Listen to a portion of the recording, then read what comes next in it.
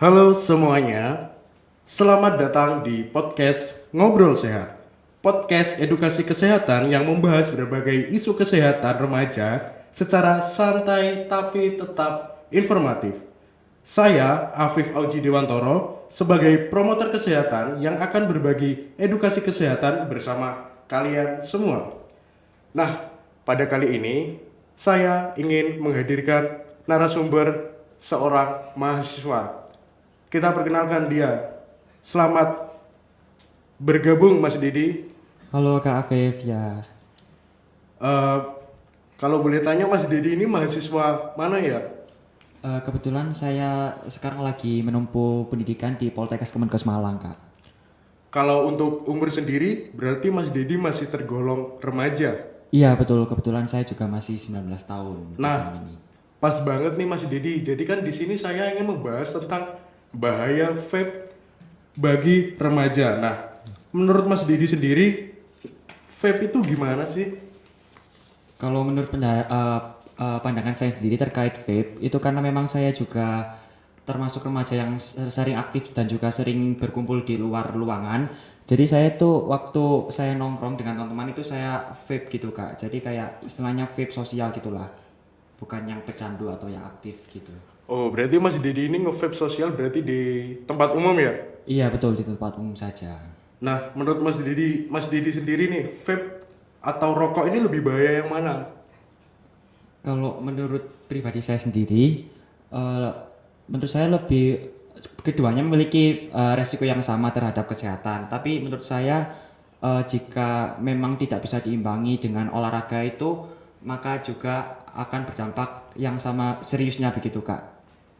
Nah, ini adalah contoh persepsi yang umum ya teman-teman.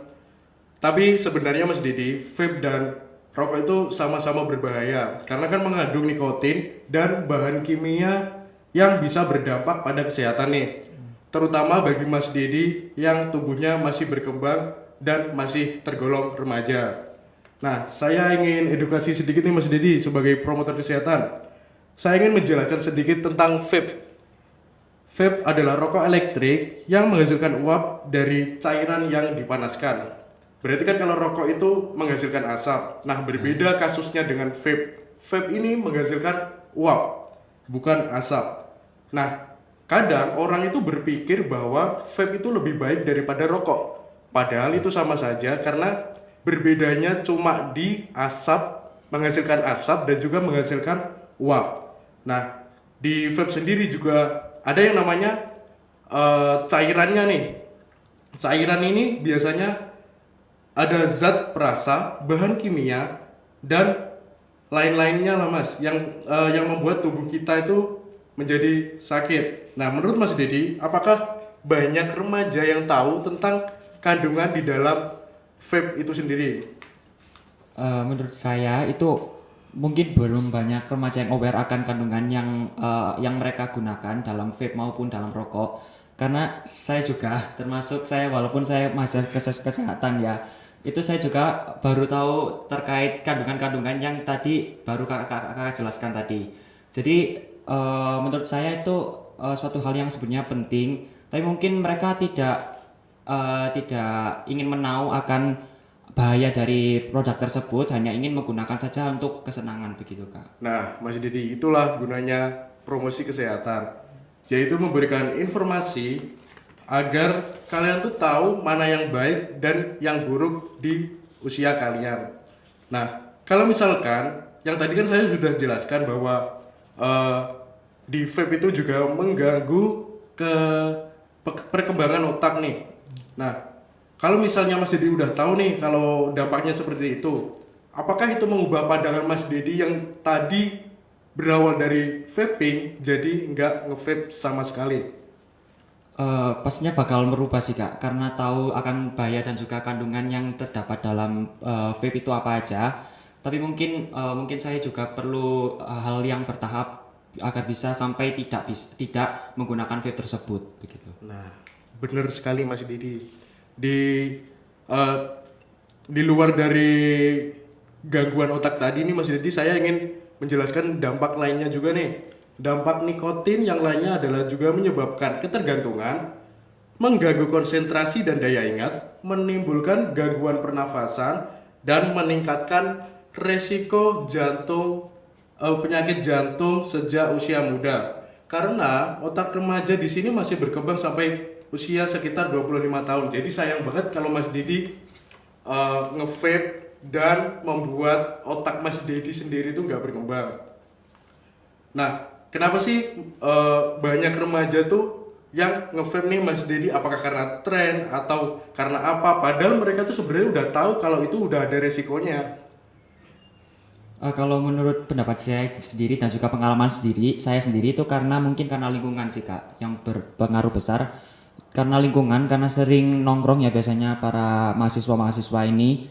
Jadinya mereka tuh ikut-ikutan sama teman-temannya gitu loh kak. Jadi andaikan yang mereka dari awalnya belum tahu akan produk vape, karena mereka sering berkumpul dan juga sering beraktivitas di luar ruangan, mereka jadi tahu dan juga kecanduan akan barang tersebut. Oke Mas Didi. Nah, berarti di sini kita sebagai promotor kesehatan, saya ingin berbagi tips nih kepada promotor-promotor yang lainnya. Yang pertama, cari informasi kesehatan dari sumber yang terpercaya, pilih lingkungan pertemanan yang mendukung perilaku sehat, isi waktu dengan aktivitas positif, dan berani mengatakan tidak jika diajak mencoba vape. Menurut kamu nih Mas Didi, tips yang paling realistis dilakukan oleh remaja yang mana? Menurut aku yang lingkungan sih kak. Oh ya, setuju Ya, sekali sih Mas setuju. Didi, karena kan pertemanan itu juga dipengaruhi oleh lingkungan. Iya betul. Nah, dari obrolan ini kita dapat belajar bahwa vape bukan sekedar tren, tetapi memiliki resiko nyata bagi kesehatan remaja. Nah, terima kasih Mas Dedi atas perspektif dan perwakilan sebagai remaja di sini. Saya selaku host, sebagai promotor kesehatan, pamit undur diri. Tetap jaga kesehatan dan jadilah remaja yang cerdas dalam memilih gaya hidup. Sampai jumpa di episode selanjutnya.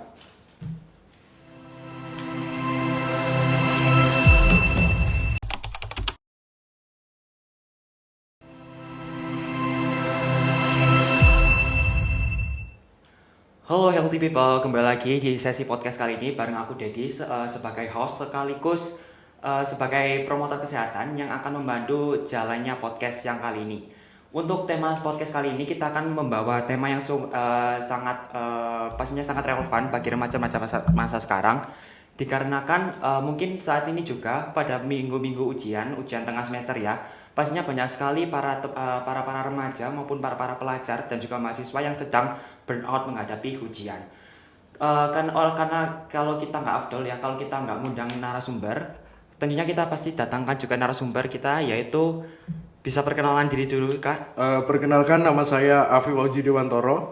Kak Afif ini kebetulan mahasiswa atau pelajar? Jadi saya kebetulan mahasiswa nih, Mas Ded. Oh ya, mahasiswa di kampus mana kak? Saya mahasiswa di kampus Poltekkes Kemenkes Malang.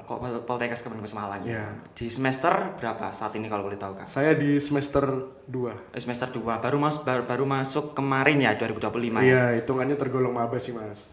Oke, jadi kan Kak Afif ini setelahnya udah kurang lebih hampir 1 tahun ya Iya. kuliah di Poltekkes Kemenkes Malang. Ini gimana persiapan Kak Afif kalau sebelumnya mau menghadapi ujian maupun ada tugas-tugas praktikum gitu Kak? Nah, Persiapannya. kalau saya sendiri tuh sistem kebut semalam sih Mas. Karena saya tuh tergolong orang yang ekstrovert. Jadi kadang saya nongkrong, saya main ke sini ke sana. Nah, kadang main-main saya itu membuat tugas dan juga saya ingin belajar tuh jadi nanti aja deh.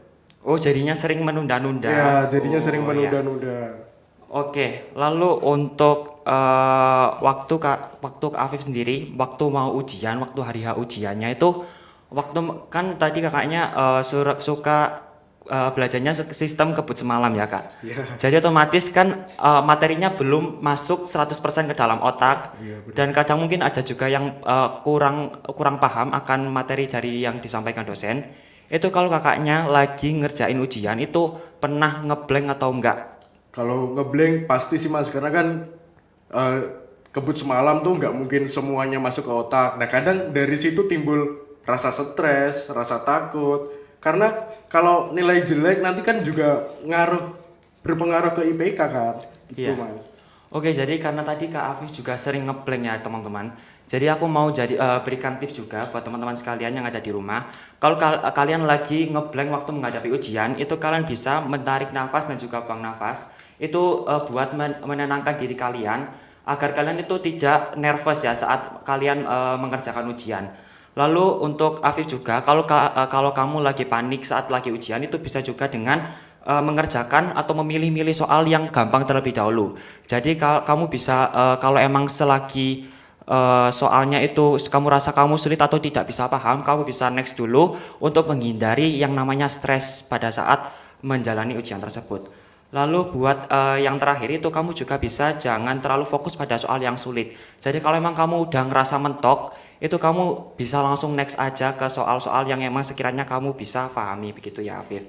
Siap, Mas. Lalu untuk pertanyaan yang selanjutnya, menurut kamu bagaimana cara manajemen stres waktu kamu mau menghadapi menjelang ujian itu yang menurut kamu yang benarnya tuh kayak gimana sih Afif? Aku ingin tahu dari sudut pandang mahasiswa begitu.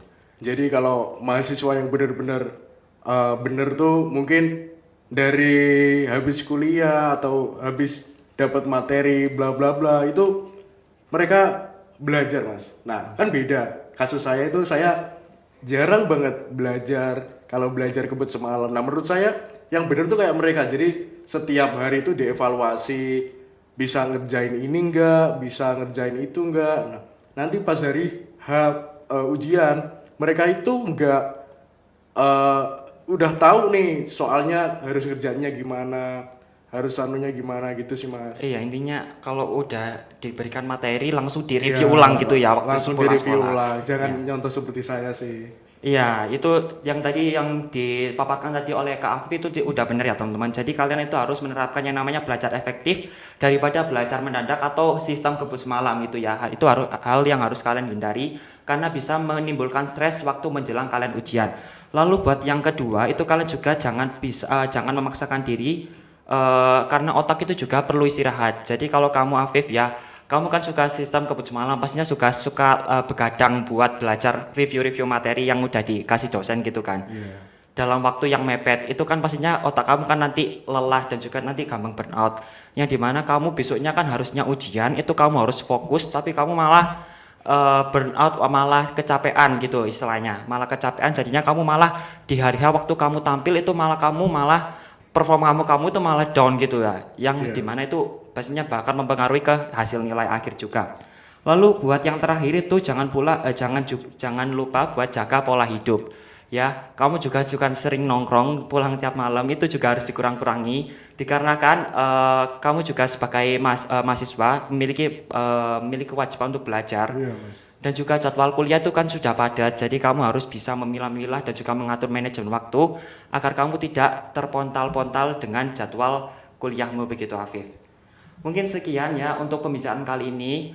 Jadi pada intinya kalian jika memang pada saat menjelang ujian kalian harus bisa menjaga dan juga menjaga dan juga agar membatasi diri agar tidak diforsir waktu belajar. Begitu teman-teman, sekian podcast untuk hari ini. Bye bye.